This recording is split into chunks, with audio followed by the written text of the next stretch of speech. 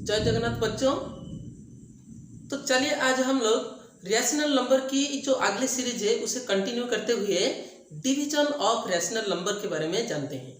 तो आज हम लोग पढ़ेंगे division of rational numbers and its properties. तो सबसे पहले हम लोग देखते हैं कि डिवीजन ऑफ रैशनल नंबर में दो रैशनल नंबर को हम लोग कैसे डिवाइड करते हैं।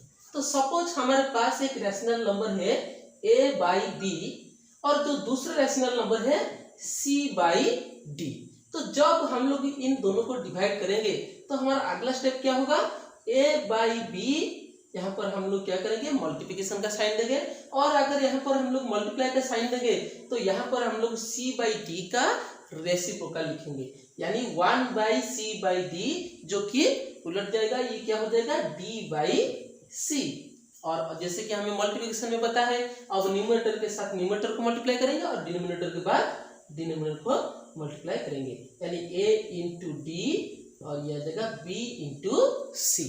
तो यहीं पर हमें याद रखना है कि जब हम लोग क्या करेंगे कि डिवीजन में यहाँ पर मल्टीप्लाई का साइन देंगे तो ये लेफ्ट साइड जो है वो वैसा ही रहेगा, यहाँ पर मल्टीप्लाई का साइन देंगे और इसका लिखेंगे रेसिप्रोकल, और ये हमारा आ गया मल्टीप्लिकेशन ऑफ रैशनल नंबर। और जैसे कि हमें पता है मल्टीप्लिकेशन रैशनल, तो हम लोग इसका न्यूमरेटर को न्यूमरेटर और डिनोमिनेटर को डिनोमिनेटर के साथ मल्टीप्लाई करेंगे। लेट्स टेक एन एग्जांपल, जैसे कि हमारे पास है -2/3 डिवाइडेड बाय 4/9। और जब हम लोग इसे डिवाइड करेंगे तो अगला का स्टेप क्या होगा, -2/3 ये वाला वैसा का वैसा ही रहेगा और डिवीजन के बदले हम लोग देंगे मल्टीप्लिकेशन का साइन और अब इसका लिखेंगे 4/9 का रेसिप्रोकल, यानी 9/4। और न्यूमरेटर को न्यूमरेटर के साथ मल्टीप्लाई और डिनोमिनेटर को डिनोमिनेटर के साथ मल्टीप्लाई करने से पहले हम लोग देखेंगे क्या कोई टर्म कैंसिल आउट हो रहे हैं। जैसे कि यहाँ पर इसे 2 से डिवाइड करेंगे तो 2 1 जा 2 और 2 2 जा 4, और इसे डिवाइड करेंगे तो 3 1 जा 3 एंड 3 3 जा 9। तो यहाँ पर -1 को 3 से मल्टीप्लाई करेंगे तो मेरा आंसर आ जाएगा -3, और यहाँ पर हम लोग 1 को 2 के साथ मल्टीप्लाई करेंगे तो मेरा आंसर आ जाएगा 2। तो मेरा आंसर क्या आ गया, -3/2। तो चलिए आगे हम लोग डिवीजन के जो अलग अलग जो प्रॉपर्टीज है तो उसके बारे में देखते हैं। डिवीजन ऑफ रैशनल नंबर के जो अलग अलग प्रॉपर्टीज है, कम्यूटेटिव प्रॉपर्टी, क्लोजर प्रॉपर्टी और एसोसिएटिव प्रॉपर्टी, क्या ये उन्हें फॉलो करता है या नहीं, उसके बारे में जानते हैं। तो सबसे पहला वाला जो मेरा प्रॉपर्टी है तो वो है क्लोजर प्रॉपर्टी। क्या है वो, क्लोजर प्रॉपर्टी। तो क्लोजर प्रॉपर्टी क्या कहलाता है, चलिए देखते हैं। Suppose a and b are two rational numbers. अगर a एंड b मेरे पास दो रैशनल नंबर्स है तो क्लोजर प्रॉपर्टी ये कहलाता है कि a divided by b equal to c, यानी इसका जो आंसर है वो हमेशा एक रैशनल नंबर होना चाहिए। तो हम लोग एक इसे दो एग्जांपल से समझने की कोशिश करेंगे। तो सबसे हम लोग पहला a का वैल्यू लेते हैं 2/3 डिवाइडेड बाय b का वैल्यू ले लेते हैं 4/5। तो अब हम लोग इसे सॉल्व करेंगे तो 2/3 हमारा वैसे ही रह गया, यहाँ पर डिवीजन के बदले में कौन सा साइन देंगे, मल्टीप्लिकेशन का। तो जब मल्टीप्लिकेशन का साइन देंगे तो 4/5 का क्या लिखेंगे, रेसिप्रोकल, यानी ये हो जाएगा 5/4। और अब इसे देखेंगे कि क्या कोई कॉमन टर्म कैंसिल आउट हो रहा है, तो न्यूमरेटर में यहाँ पर 2 1 जा 2 और 2 2 जा 4, तो बाकी अब कोई कैंसिल नहीं हो रहा है। तो यहाँ पर -1 इंटू 5 तो ये हो जाएगा -5 और 3 इंटू 2 ये हो जाएगा 6। तो यहाँ पर दोनों रैशनल नंबर का डिवीजन एक रैशनल नंबर आ गया। लेकिन ये लाखों बार ऐसे आ जाए, अगर एक ही बार ये नहीं आ पाता रैशनल नंबर तो इसका मतलब ये क्लोजर प्रॉपर्टी को फॉलो नहीं करता। जैसे कि हम लोग यहाँ पर a का वैल्यू ले लेते हैं 2/3 डिवाइडेड बाय 0। तो एनी नंबर डिवाइडेड बाय 0 इसका वैल्यू अनडिफाइंड है, यानी हमें इसका वैल्यू पता नहीं है। समथिंग बाई 0 इज अनडिफाइंड, तो इसका मतलब ये एक रैशनल नंबर नहीं है। तो इसका मतलब ये क्लोजर प्रॉपर्टी को फॉलो नहीं करता। Division of rational number closure property को फॉलो नहीं करता। तो चलिए हम लोग आगे वाली प्रॉपर्टी को देखते हैं। तो अगले वाली प्रॉपर्टी है वो है हमारा कम्यूटेटिव प्रॉपर्टी। तो कम्यूटेटिव प्रॉपर्टी में suppose a and b are two rational numbers, अगर दो rational number A and B है तो ए डिवाइडेड बाय बी हमेशा होना चाहिए बी डिवाइडेड बाय ए, तो तभी जाकर division of rational number commutative property को फॉलो करेगा। तो चलिए एक एग्जांपल ले लेते हैं। तो हम लोग यहाँ पर एक एग्जांपल ले लेते हैं, -2/3 डिवाइडेड बाय 4/5।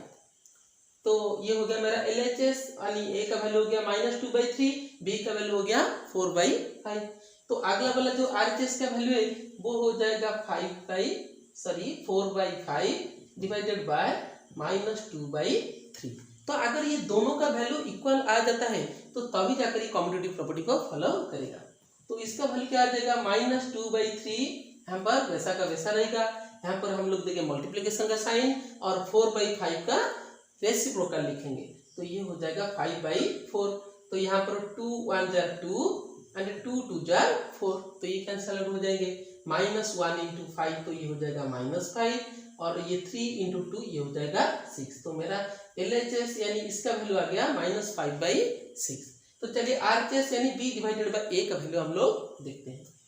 तो यहाँ पर 4/5 उसका वैल्यू वैसा का वैसा ही रहेगा, और यहाँ पर देंगे हम लोग मल्टीप्लिकेशन का साइन और रेसिप्रोकल लिखेंगे, ये हो जाएगा 3/2। तो इसे हम लोग 2 से डिवाइड करेंगे तो 2 1 जार 2, और ये हो जाएगा मेरा 2 2 जार 4। अभी 2 को 3 से मल्टीप्लाई करेंगे तो 6, और 5 को -1 के साथ मल्टीप्लाई करेंगे तो -5, तो ये हो जाएगा मेरा -6/5। तो यहाँ पर मेरा LHS का वैल्यू आ रहा है 5/6, और यहाँ पर आ रहा है -5/6। तो इन दोनों का वैल्यू इक्वल नहीं हुआ, तो इसका मतलब जो डिवीजन ऑफ रैशनल नंबर है वो कम्यूटेटिव प्रॉपर्टी को भी फॉलो नहीं करता। तो चलिए अगले वाले प्रॉपर्टी को हम लोग देखते हैं। तो मेरा जो अगला वाला प्रॉपर्टी है तो वो आ जाएगा एसोसिएटिव प्रॉपर्टी। तो एसोसिएटिव प्रॉपर्टी क्या कहलाता है, suppose ABC are 3 rational number, अगर ये 3 रैशनल नंबर से तो A divided by B divided by C में अगर पहले दोनों को डिवाइड करके उनकी वैल्यू को C के द्वारा डिवाइड करेंगे तो इसका value A divided by B divided by C में पहले B और C को डिवाइड करके A का वैल्यू को इसके वैल्यू को द्वारा डिवाइड करेंगे तो मेरा आंसर इक्वल आना चाहिए, तो तभी जाकर ये फॉलो करेगा एसोसिएटिव प्रॉपर्टी को। तो चलिए पहले LHS का वैल्यू यानी ABC का वैल्यू लेकर हम लोग LHS निकालते हैं और उसके बाद RHS निकालते हैं, और मेरा वैल्यू इक्वल होता है या नहीं चेक करते हैं। सपोज मैं A का वैल्यू ले लेता हूँ -2/3 और B का वैल्यू ले लेता हूँ मैं 4/5 और C का वैल्यू ले लेता हूँ 1/2, तो ये हो गया मेरा LHS। तो RHS लिख लेते हैं, यानी -2/3 डिवाइडेड बाय 4/5 डिवाइडेड बाय 1/2। तो हमने पहले दोनों को डिवाइड करेंगे, उनका रिजल्ट निकाल के ओके 1/2 के द्वारा डिवाइड करेंगे, लेकिन RHS में क्या करेंगे, पहले इन दोनों को डिवाइड करेंगे और इनकी जो वैल्यू आएगी तो ये जो वैल्यू है वो 2/3 को इसकी वैल्यू के द्वारा डिवाइड करेंगे।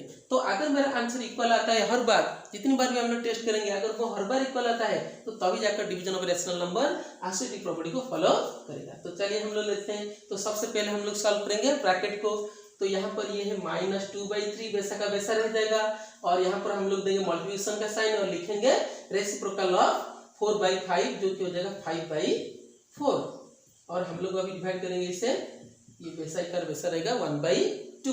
तो ये आ जाएगा अब मेरा 2 1 जार 2 और 2 2 जार 4, तो ये आ जाएगा -5/, और ये 3 और 2 ये आ जाएगा 6 डिवाइडेड बाय 1/2।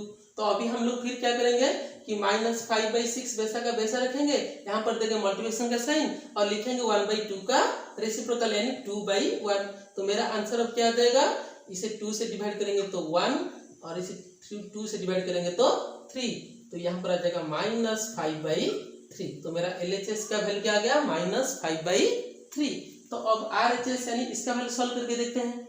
-2/3 वैसा का वैसा रहेगा, ब्रैकेट को हम लोग सबसे पहले सॉल्व करेंगे, तो ये 4/5 वैसा का वैसा रहेगा, और यहाँ पर डिवीजन के बदले में देंगे मल्टीप्लिकेशन, लिखेंगे इसका रेसिप्रोकल जो कि हो जाएगा 2/1। तो -2/3 वैसा का वैसा रह गया, और ये क्या है, अब तो न्यूमरेटर को न्यूमरेटर के साथ मल्टीप्लाई करेंगे और डिनोमिनेटर को डिनोमिनेटर के साथ मल्टीप्लाई करेंगे।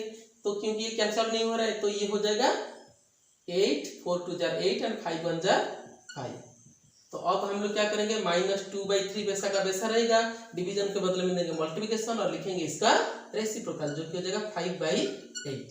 तो अब 2 1 जार 2 एंड 2 4 जार 8। तो अब कोई कैंसिल आउट नहीं हो रहा है तो ये हो जाएगा -5 और नीचे 3 4 जार 12, तो -5/12। तो जब मेरा पहले का वैल्यू आ रहा था -5/3 तो यहाँ पर दूसरा का वैल्यू आ रहा है, मैंने RHS का वैल्यू आ रहा है -5/12। तो इसका मतलब LHS is not equal to RHS। तो एक ही कंडीशन ये फेल हो गया, तो इसका मतलब ये एसोसिएटिव प्रॉपर्टी को फॉलो नहीं करता। तो जैसे कि हमने देखा तो डिवीजन ऑफ रैशनल नंबर ना ही क्लोजर प्रॉपर्टी को फॉलो करता है, ना ही कम्यूटेटिव प्रॉपर्टी को फॉलो करता है और ना ही एसोसिएटिव प्रॉपर्टी को फॉलो करता है। तो ये कोई भी प्रॉपर्टी को फॉलो नहीं करता है। तो चलिए कुछ इससे जुड़े कुछ प्रॉब्लम को हम लोग सॉल्व करके देखते हैं। तो सबसे पहला वाला मेरा प्रॉब्लम यहाँ पर दिया है 2/115 यानी 115 डिवाइडेड बाय 18/23। तो सबसे पहला स्टेप क्या है कि 2/115 वैसा का वैसा रहेगा, यहाँ पर देंगे मल्टीप्लिकेशन साइन और लिखेंगे रेसिप्रोकल ऑफ 18/23 जो कि हो जाएगा 23/18। तो अब हम लोग क्या करेंगे, यहाँ पर 23 1 जार 23 एंड 23 5 जार 115 और यहाँ पर 2 1 जार 2 एंड 2 9 जार 18। तो ऊपर में मेरा साइन आ जाएगा वही प्लस और ये 1 × 1 ये आ जाएगा 1 और 5 × 9 तो ये आ जाएगा 45। तो मेरा आंसर आ गया 1/45। तो चलिए सेकंड क्वेश्चन को हम लोग देखते हैं। तो यहाँ पर दिया है -7/11 डिवाइडेड बाय -3/44। तो यहाँ पर मेरा 7/11 वैसा का वैसा रहेगा, हम लोग यहाँ पर देंगे मल्टीप्लिकेशन का साइन और लिखेंगे इसका रेसिप्रोकल जो कि हो जाएगा 4/-3। तो यहाँ पर 11 को हम लोग डिवाइड करेंगे तो 11 1 जार 11 एंड 11 4 जार 44।